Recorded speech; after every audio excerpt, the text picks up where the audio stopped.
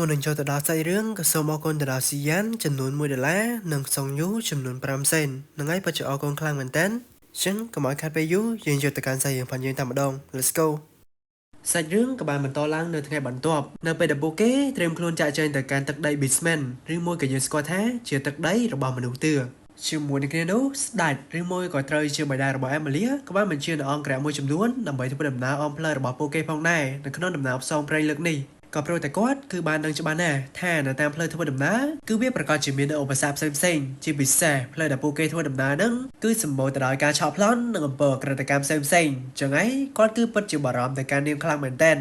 គណៈពេលធ្វើដំណើរណៃដែលជាសាស្ត្រចិញ្ចឹមរបស់គេក៏បានប្រាប់ទៅកាន់អាគីរ៉ាបានដឹងផងដែរថាបើទោះបីជាពេលនេះខ្លួនគឺស្ថិតក្រោមការគ្រប់គ្រងរបស់អាគីរ៉ាពិតមែនតែទោះជាយ៉ាងណាក៏ដោយរាល់សកម្មភាពរបស់ពួកគេទាំងអស់គឺស្ថិតក្រោមការឃ្លាំមើលរបស់ស្ដេចបិសាចក៏ព្រោះតែខ្លួនគឺជាអ្វីៗដែលស្ដេចបិសាចបានបង្កើតឡើងចឹងហើយវាគឺងាយស្រួលខ្លាំងណាស់ដែលស្ដេចបិសាចអាចឃ្លាំមើលមកកាន់ពួកគេបានជាមួយគ្នានោះស្ដេចបិសាចក៏បានដឹងអំពីធម្មពលដែលអាគីរ៉ាបានបញ្ចេញមកកាលពីប្រយុទ្ធជាមួយនឹងគីលីកាផងដែរក៏ប៉ុន្តែស្ដេចបិសាចហាក់ដូចជាមិនបានបញ្ចេញនៅសកម្មភាពអ្វីនោះទេនេះខ្ញុំមិនដឹងថាតើគេកំពុងតែមានផែនការឬមួយក៏ការកើតអ្វីខ្លះនោះទេយើងគឺមិនអាចស្មានបាននោះឡើយគណៈពេលធ្វើដំណើរតាមផ្លូវក៏ស្រាប់តែពួកគេបានជួបប្រទះជាមួយនឹងក្រុមចៅមួយក្រុមដែលបានចាប់ចម្រិតនៅប្រជាជននៃពូជសាអែលយកមកធ្វើជាចំណាត់ខ្មាំងដើម្បីគម្រាមឲ្យពួកគេនឹងចោះចាញ់ខ្លួនក៏ប៉ុន្តែត្រឹមសម្បត្តិចៅកាកាទាំងអស់នេះអាគីរ៉ាគឺអាចចាត់ការពួកគេបានយ៉ាងងាយស្រួលរួចពីនោះមកពួកគេក៏បានបន្តដំណើរតាមផ្លូវទឹករួចក៏បានប្រាប់ទៅកាន់អង្គរៈទាំងអស់ឲ្យជួយដំណើរគេត្រឹមនេះបានហើយ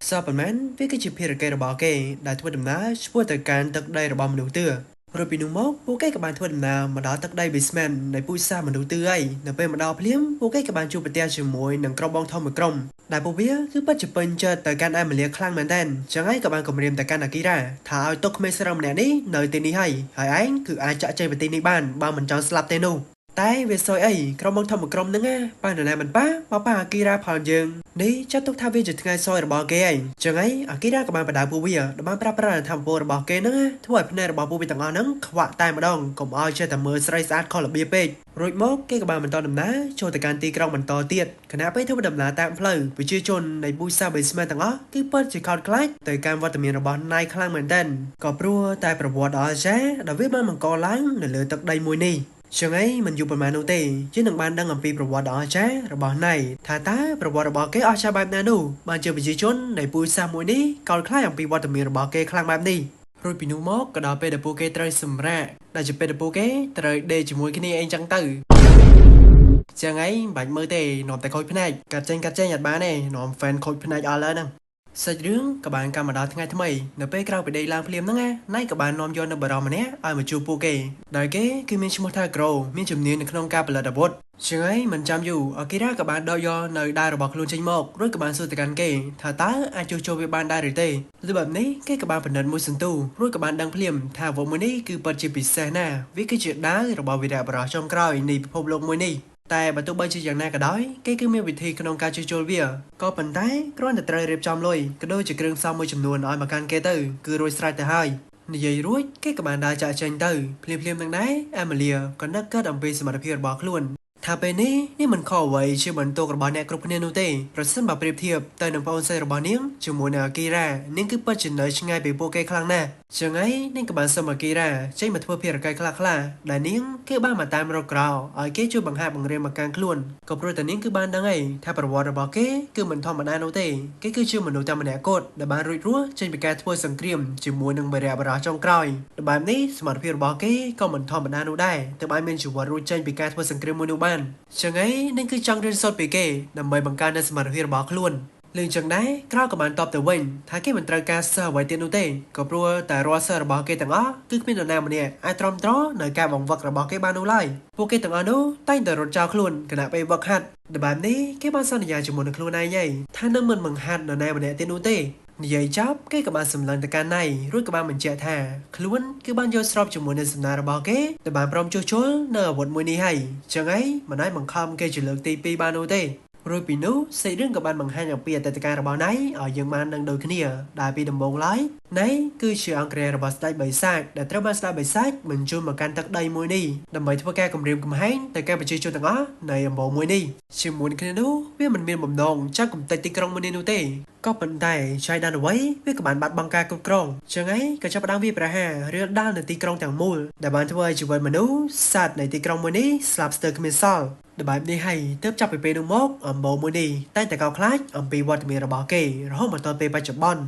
rồi bị nú kêu các bạn này mình to thảo vía nên mình toàn chấp nên lại nô tê kêu bị pe đời nấy bán công ty mà can tắc đây mua đi chẳng mua hai nấng nấy các bạn chụp chụp mua đừng kêuขณะไปđời kế còn pong tại can tục tại can bôn shop rồi bảo ôn sợi luôn hơi đời kết thà luôn cái chuyện này sầm lập ôn sợi rồi bảo kế nấy các bạn pro luôn ở kêu sầm lập tam chân đầm mấy top nóng nở bơi rồi bảo kế để bánประlang môn ni lương chẳng đấy cái các bạn tâm ở bên thả ta sầm lập ai hơi tại viết ban pha là vậy từ anh còn thì chỉ ở bậc có rồi bảo đại bị sai vật nó bà thu bây giờ sầm lập anhรื่องก็มันត្រូវបានផ្លាស់ប្ដូរនោះដែរណាមួយបងសេរបស់យើងគឺមិនមែនអីជាអ្នកសម្លាប់នោះទេវាគឺជាអំពើថោកទាបរបស់ស្ដេចនៃនគរមួយនេះនេះក៏ដោយសារតែការចង់រួចរស់មានជីវិតតែម្នាក់ឯងគណៈពេលដែលបងសេរបស់ខ្លួនកំពុងតែជួយសង្គ្រោះទៅកាន់ជនរងគ្រោះផ្សេងៗនៃនគរមួយនេះហ្នឹងអាស្ដេចល្ងងខ្លាំងម្នាក់នោះក៏បានធ្វើដំណើរឆ្លងកាត់ផ្លូវមួយនេះរួចមិននិយាយច្រើនពេលក៏បានបញ្ជាទាហានរបស់ខ្លួនបាច់សម្លាប់អ្នករបស់រារាំងផ្លូវវាទាំងអបាម៉ាហ្នឹងចោលតែគ្មានសល់រួមជាមួយនឹងបងសេរបស់ខ្លួនដូចគ្នា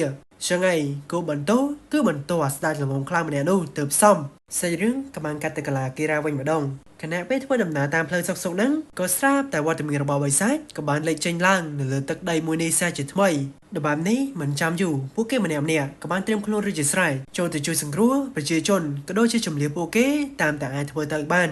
ហើយដែលហេតុថាចំនួនបិសាចវាច្រើនខ្លាំងពេកអាម៉ាលីក៏បានបញ្ជាឲ្យណៃចេញទៅជួយសង្គ្រោះអ្នកផ្សេងទៀតកុំបារម្ភពីនាងអីនៅទីនេះទុកឲ្យនាងចាត់ការបានហើយលឿនអញ្ចឹងណៃក៏មិនបានគិតច្រើននោះដែរក៏បានចាក់ចេញទៅខណៈពេលដែលគេចាក់ចេញទៅបានតែបន្តិចក៏ស្រាប់តែវត្តមានរបស់ក្មេងស្រីម្នាក់ក៏បានបង្ហាញខ្លួនឡើងនៅទីនេះរួចក៏បាននិយាយរាក់ទាក់ទៅកាន់អាម៉ាលីថាខានបានជួបគ្នាយូរហើយប្រនាងនៃពូជសាអែលឃើញចឹងដែរអាម៉ាលីក៏បានដឹងភ្លាមថាមនុស្សម្នាក់នេះគឺជាមនុស្សតែម្នាក់ដែលបាននិយាយបោកប្រាស់ទៅកាន់ប្អូនសិស្សរបស់ខ្លួនកាលពីពេលមុននោះសាច់រឿងក៏បានកាន់មកខាអាគីរ៉ានៅវិញម្ដងខណៈពេលហ្នឹងដែរជាងគឺបានឃើញហើយថាសភាពរបស់អាគីរ៉ាគឺពិតជាទ្រុឌទ្រោមខ្លាំងមែនទែនក៏ព្រោះតែចំនួនបិសាចចេះតែការឡើងច្រើនទៅចឹងហើយគេគឺពិតជាលំបាកណាស់នៅក្នុងការទប់ទល់ជាមួយនឹងចំនួនបិសាចដ៏ច្រើនបែបនេះប្រសិនបើនៅតែបែបនេះទៀតគេប្រកាសជាហត់ស្លាប់មិនខានគិតរួចគេក៏បានប្រាប់ឲ្យណៃចាក់ចេញពីទីនេះនឹងរកទីទួលសុវត្ថិភាពរួចក៏បានចាប់ផ្ដើមប្រើប្រាស់នៅវិជាសម្ងាត់របស់ខ្លួនសាជាថ្មីម្ដងទៀតហើយក៏ប៉ុន្តែលើកនេះគេគឺបានប្រឹងប្រែងអស់ពីសមត្ថភាពដែលបានប្រើប្រាស់នៅ Magic Shadow មួយនេះយ៉ាងធំសម្បើមខ្លាំងមែនទែនលេបត្របាក់នៅអ្វីគ្រប់សពបែបយ៉ាងដែលបានលុកលុយមកកាន់ទីក្រុងទាំងមូលចឹងហើយរបបិសាចទាំងអស់គឺត្រូវបានគេលេបខ្ទេចគ្មានសល់ក្រោយពីបានបញ្ចេញនៅធម្មពលដ៏ខ្លាំងក្លាបែបនេះហើយគេក៏ត្រូវបានសន្លប់បាត់ទៅរួចពីនោះសេរឿងក៏បានកាត់ទៅដល់មួយថ្ងៃក្រោយមកនៅពេលដែលគេដឹងខ្លួនត្រឡប់មកវិញនៅពេលភ្ញាក់ដឹងខ្លួនមកវិញភ្លាមគេក៏បានដឹងថាអាម៉ាលីគឺត្រូវបានបិសាចចាប់ខ្លួនបាត់ទៅហើយចឹងហើយមិនចាំយូរគេក៏បានចេញដំណើរមកកន្លែងរបស់ក្រៅដើម្បីយកអាវុធចេញទៅជួយសង្គ្រោះអាម៉ាលីតែដែលហេតុថាអាវុធរបស់គេនៅមិនទាន់ចុះចូលរួចហើយនោះគេមិនគិតអ្វីច្រើនទៀតនោះទេក៏បានសម្រេចចិត្តចាក់ចេញទៅមុនពេលចាក់ចេញក្រៅក៏បានសួរទៅកាន់គេដែរថាគេប្រងនឹងទៅតាមបែបនេះមែនទេក៏ព្រោះតែអាម៉ាលីប្រហែលជាកំពុងតែស្ថិតនៅក្នុងកន្លែងរបស់បិសាចទៅហើយបើទៅទាំងបែបនេះអញគិតថាអាចយកឈ្នះពួកបិសាចទាំងអស់នោះបានដែរមែនទេលឿនអញ្ចឹងអាគីរ៉ាក៏បានតបមកវិញជាមិនខ្វល់ច្រើនទេវើយអ្វីដែលសំខាន់គឺជួយសង្គ្រោះអាម៉ាលីដល់រាប់ណាអ្នកនៅទីនោះកាន់តែយូរនេះក៏កាន់តែគ្រោះថ្នាក់ដូចគ្នាដល់ឃើញថាមិនអាចហាមឃាត់អាគីរ៉ាបានទៀតហ្នឹងក្រៅក៏បានប្រកល់នៅអាវុធរបស់ខ្លួនឲ្យទៅកាន់គេប្រើប្រាស់សិនដែលវារួមមានដូចជាកំបិតស្នេតមួយគូរួមជាមួយនឹងចិញ្ចៀនមួយផងដែរអាវុធទាំងអស់នេះគឺសិតសឹងតែជាអាវុធល្អៗជាពិសេសគឺជាចិញ្ចៀននេះតែម្ដងវាគឺមានសមត្ថភាពបញ្ចេញនូវកាមេរ៉ាស្មៃដែលអាចស្វែងរកនៅទីតាំងរបស់ពពួកបិសាចបានអញ្ចឹងហើយវាប្រហែលជាមានប្រយោជន៍សម្រាប់គេរួចពីនោះពួកគេក៏បានប្រញាប់ចាក់ចេញមកទៅតាមគោលដៅដែលចិញ្ចៀនបានបង្ហាញកាត់មកខែអាម៉ាលីណាវិញនេះគឺត្រូវបានក្មេងអាចកំបាំងម្នាក់នោះចាប់ខ្លួនមកកាត់ដងចិននៃជាន់ក្រោមបំផុតដែលគេក៏បានបង្ហាញអត្តសញ្ញាណរបស់ក្មេងអាចកំបាំងម្នាក់នេះឲ្យយើងបានដឹងដូចគ្នាគេមានឈ្មោះថាអូរ៉ុំជាបិសាចដែលមានលេខរៀងទី3ត្រឡប់ទៅខាងអាគីរ៉ានៅវិញម្ដងបន្ទាប់ពីធ្វើដំណើរពេលយ៉ាងយូរពួកគេក៏បានមកដល់ទីតាំងដែលចិញ្ចៀនបានបង្ហាញហើយវាគឺជាដងចិនមួយនៅក្នុងប្រាសាទ ขณะពេលត្រៀមខ្លួនបំរុងនឹងចូលទៅខាងក្នុងហ្នឹងក៏ស្រាប់តែលេចឡើងនៅក្មេងស្រីម្នាក់ទៀតក៏បានបង្ហាញខ្លួនឡើងចំពោះមុខពួកគេនាងគឺជាក្មេងស្រីតែម្នាក់ដែលអាគីរ៉ាធ្លាប់បានជួបប្រទះកាលពីចូលមកពិភពលោកមួយនេះដំបូងនៅពេលមកដល់ភ្លាមនាងក៏បានធ្វើការណែនាំខ្លួនដែលនាងគឺមានឈ្មោះថា Laila Gon នាងមកទីនេះគឺមានគោលបំណងល្អនោះទេគឺចង់ជួយជាកម្លាំងទៅកាន់ពួកគេដើម្បីជួយសង្គ្រោះព្រះនាង Amelia លឿនចឹងអាគីរ៉ាក៏បានចាប់គម្រាមទៅកាន់នាងសួរនាំថាហេតុអីបានជានាងដឹងអំពីរឿងនេះតើនាងមានជាប់ពាក់ព័ន្ធអ្វីជាមួយនឹងបិសាចមែនទេបានជាដឹងថា Amelia ត្រូវបានចាប់ខ្លួននៅពេលបានឮបែបនេះនាងក៏បានឆ្លើយតបទៅវិញថាមិនដូចជាអ្វីដែលពួកគេបានគិតនោះទេមូលហេតុដែលនាងបានដឹងនោះក៏ដោយសារតែនាងគឺមាននូវ skill ពិសេសម្យ៉ាងដែលអាចតាមដានដល់គោលដៅបានហើយនាងក៏បានបញ្ជាក់ឲ្យយើងបាននឹងដូចគ្នាថាអត្តសញ្ញាណពិតរបស់នាងគឺជាព្រះនាងដំបងគេបង្អស់នៃពូជសាស Baseman នៃនគរមួយនេះឃើញចឹងដែរអាគីរ៉ាក៏គ្មានជំរឿអ្វីទៅនោះដែរដើម្បីឲ្យអស់ចម្ងល់នឹងចង់ដឹងថាតើនាងបានកុហកខ្លួនដែរឬមួយក៏អត់គេក៏បានប្រើប្រាស់នៅវិជ្ជាផ្នែកទៅរបស់ខ្លួនដើម្បីស៊ើបអង្កេតហើយក្រោយពីពេលដែលបានដឹងថានាងមិនបានកុហកមកកាន់ខ្លួនទេនោះគេក៏បានសម្រេចចិត្តឲ្យនាងចូលរួមជាមួយនឹងខ្លួនក៏ព្រោះតែយ៉ាងណាមិញនាងក៏មានប្រយោជន៍តិចតួចដែលមានសមត្ថភាពឲ្យប្រើប្រាស់ shield ជួយការពារទៅកាន់ Amelia បានដូចគ្នាខណៈពេលចេញដំណើរមកជួយសង្គ្រោះទៅកាន់ Amelia ហ្នឹងឡៃនាងក៏បាននិយាយរៀបរាប់អំពីប្រវត្តិរបស់នាងថាអីបានជានាងធ្លាក់ខ្លួនមកដល់កម្រិតនេះពីព្រះនាងនៃពូជ Star Baseman បែរជាខ្លាយមកជាក្មេងស្រីដែលរស់នៅលាក់ខ្លួនបែបនេះទៅវិញដែលរឿងរ៉ាវដំបូងនោះគឺផ្ដើមចេញពីភូមិដ៏តូចមួយនាងគឺគ្រាន់តែជាប្រជាជនម្នាក់ដែលរស់នៅក្នុងភូមិមួយនោះប៉ុណ្ណោះក៏ប៉ុន្តែដល់ថ្ងៃមួយក៏ស្រាប់តែលេចឡើងនៅប្រភេទបិសាចស្លែម្យ៉ាងដែលវាក៏ចាប់ផ្ដើមចាប់យកនៅអ្នកភូមិរបស់នាងម្ដងម្នាក់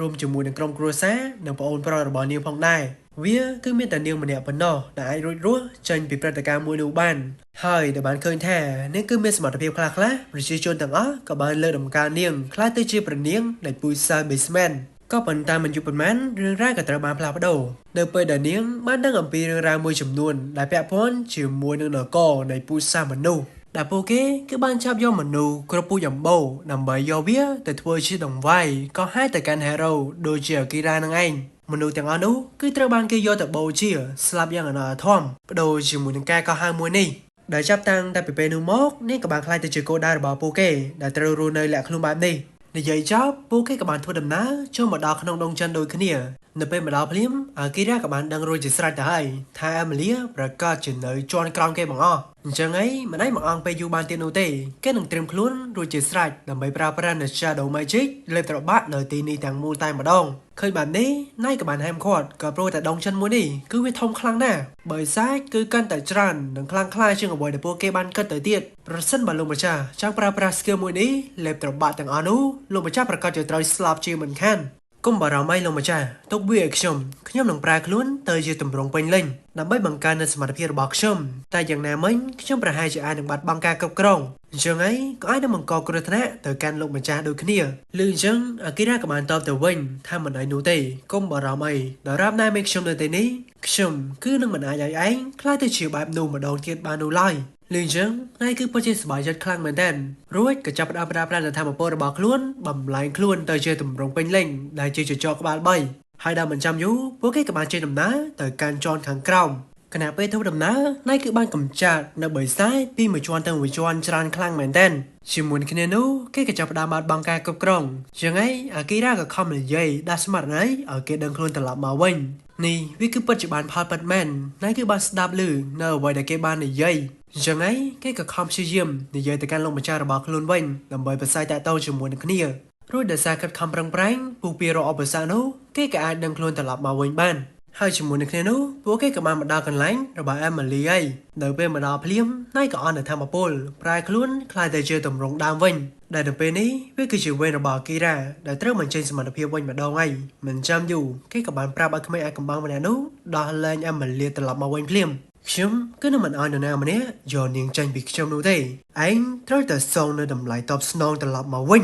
និយាយចប់គេក៏ត្រៀមខ្លួនរួចជាស្រេចនៅក្នុងការប្រយុទ្ធភ្លាមគេក៏បាននិយាយតបមកវិញចង់ឲ្យខ្ញុំសងនៅតម្លៃតបស្នងផងតែឯងក៏ថាឯងអាចយកឈ្នះខ្ញុំបានមែនទេនរណាស្លាប់ឬមួយក៏រស់នោះនៅមិនទាន់ដឹងនៅឡើយនោះទេនិយាយចប់ពួកគេចាប់ផ្ដើមបើកការវាយប្រហារជាមួយនឹងគ្នាភ្លាមហ្នឹងជឿបានឃើញថាបើទោះបីជាអាគីរ៉ាព្យាយាមវាយប្រហារទៅកាន់គេយ៉ាងណាក៏ដោយ ក្មេងអាចកំបាំងអូរ៉ូម្នាក់នោះនៅតែអាចទប់ទល់រាល់ការវាយប្រហាររបស់គេបានទាំងអស់មិនតែប៉ុណ្ណោះល្បឿនរបស់នាងគឺពិតជាលឿនខ្លាំងណាស់អាចធ្វើឲ្យអាគីរ៉ារងរបួសម្ដងហើយម្ដងទៀតស្ទើរតែហូរឈាមអស់ពីខ្លួនទៅហើយឃើញចឹងដែរអាគីរ៉ាក៏បានដឹងច្បាស់ណាស់ថាបើនៅតែបន្តបែបនេះទៀតខ្លួនគឺមិនមែនជាដៃគូរបស់នាងនោះទេចឹងហើយភ្លាមគេក៏ចាប់ផ្ដើមប្រើប្រាស់នៅ skill ថ្មីមួយផ្សេងទៀតដែលបានបង្កើតវាឡើងចេញពី skill Magic Shadow របស់គេដែលគេបានដាក់ឈ្មោះឲ្យវាថា Shadow Expansion Arise.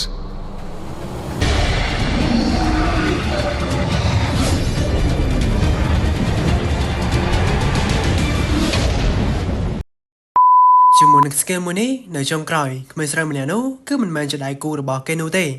ហើយដែលហេតុថាអស់ជំរឿនអាចយកឈ្នះទៅកាន់អាគីរ៉ាបាននឹងភ្លាមនឹងនាងក៏បានដកយកនៅខ្លោយមួយធ្វើការកោះហៅទៅកាន់មេបិសាចធំនៅក្នុងដងចិនមួយនេះទាំងអស់ឲ្យចេញមកធ្វើការវេប្រហាទៅកាន់អាគីរ៉ាផ្ដុំគ្នាតែម្ដងឃើញចឹងដែរអាគីរ៉ាក៏អស់អ្វីដើម្បីទប់ទល់ជាមួយនឹងមេបិសាចទាំងអស់នេះទៀតហើយក៏ព្រោះតែ skill ដែលគេបានបញ្ចេញមកមុននេះគឺវាចំណាយនៅធម៌ពលរបស់គេស្ទើរតែអស់ពីខ្លួនទៅហើយដែលបែបនេះហើយនៅពេលនេះគេគឺមានតែអង្គុយរងចាំស្លាប់ប៉ុណ្ណោះខណៈពេលដែលគិតថាប្រហែលជាត្រូវស្លាប់នៅទីនេះទៅហើយនោះក៏ស្រាប់តែឡៃនាងក៏បានបញ្ចេញនូវធម៌ពលជាលើកចុងក្រោយរបស់នាងមួយដែលបានបង្កើតនៅជាវេទមន្តដ៏អស្ចារ្យមួយដែលមានឈ្មោះថា Inverse Spirit Shield ធ្វើការជួយហុំព័ទ្ធទៅការខ្លួនប្រាណរបស់អាគីរ៉ាដោយ skill មួយនេះគឺពិតជាអស្ចារ្យខ្លាំងមែនទែនរាល់ការវាយប្រហារទាំងអស់ដែលបានវាយប្រហារមកកាន់អាគីរ៉ាហ្នឹងគឺត្រូវបានឡងទៅកាន់ពួកគេវិញភ្លាមតែម្ដងដែលបានធ្វើឲ្យមេបិសាចទាំងអស់នោះត្រូវដាច់កស្លាប់ភ្លាមដែលហើយនេះឯងជ័យជំនះមួយនេះក៏បានធ្លាក់ទៅលើពួកគេ